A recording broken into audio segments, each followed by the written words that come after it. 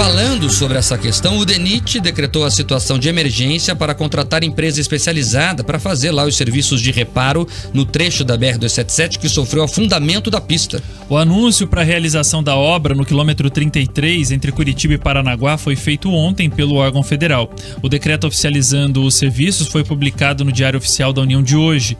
O trecho específico sofreu um afundamento no início de março, causando muitos congestionamentos na descida para o litoral. Vocês lembram, né? Aquelas rachaduras gigantescas, né? Segundo o DENIT, a decretação da situação de emergência vai permitir a contratação de uma empresa especializada em serviços de contenção de aterro em rocha e solo grampeado.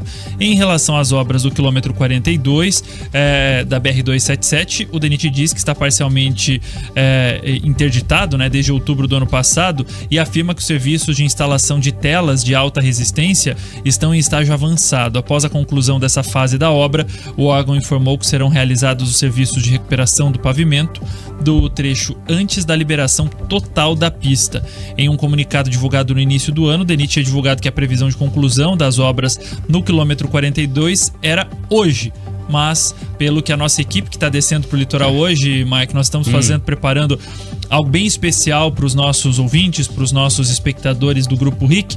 Nossa equipe encontrou a obra caminhando no quilômetro 42 com telas de proteção, mas o quilômetro 33 nós fomos enganados até ontem, portanto, porque as notas que nós recebemos era que estavam sendo feitos reparos, cuidados e algum preparo no quilômetro 33, mas pela nota e pela decretação de estado de emergência do DENIT quer dizer que nós vamos esperar muito mais. Olha, Escola, a surpresa seria o DENIT cumprir o prazo.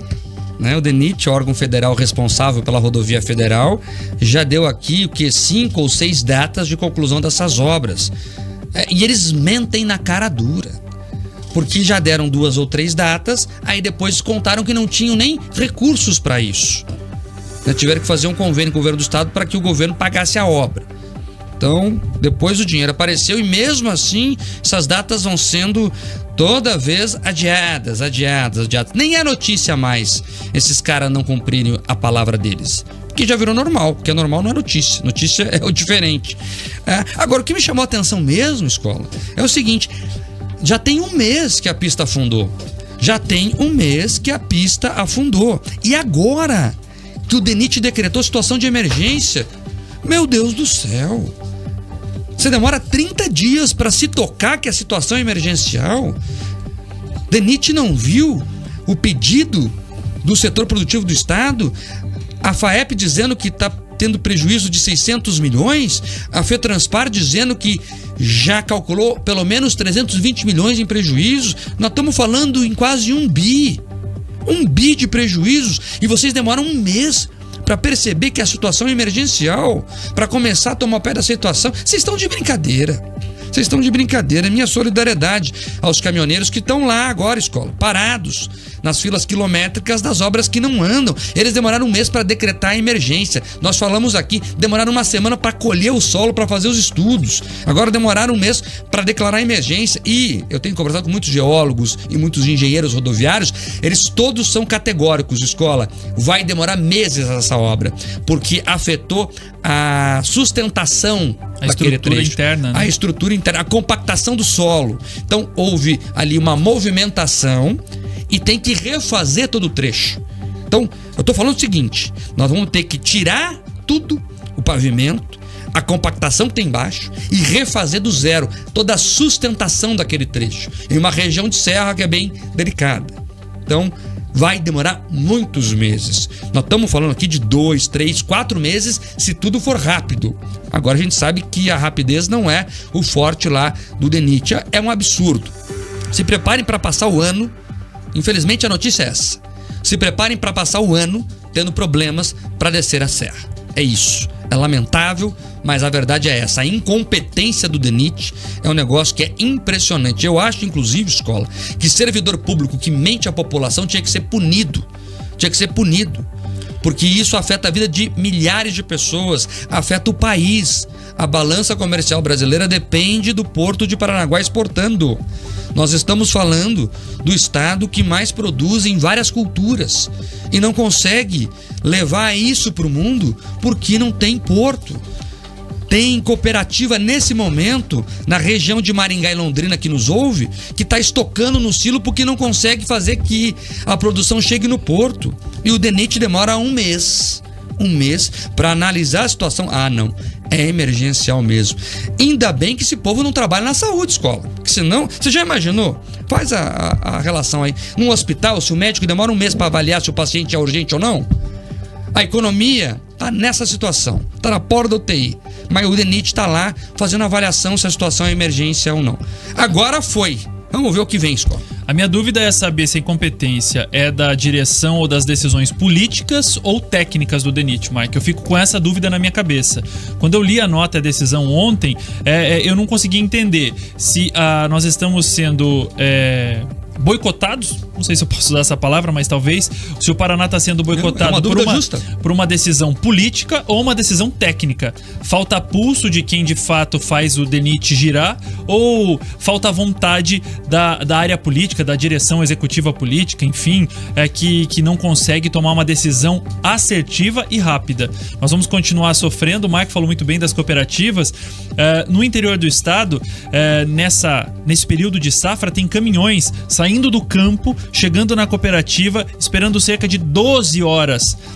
Esperando, não é trabalhando, é parado na frente de uma cooperativa para poder descarregar, porque tá tudo muito lento, tudo muito atrasado, e o prejuízo você já imagina como é que vai ser. Sem contar no prejuízo do campo por conta do clima, que nesse ano a safra, que poderia ser recorde, já dá sinais de que não vai ser tão recorde assim. É isso, né? A safra tá guardada no silo, não consegue sair de lá. Até um engenheiro que nos acompanha aqui mandou agora a sugestão dele de abordagem. Ele até falou, ó, a fase é crítica porque a rodovia perdeu a sustentação pela erosão interna, então vai ser preciso refazer o leito e o subleito, entre aspas aqui, a fundação da estrada.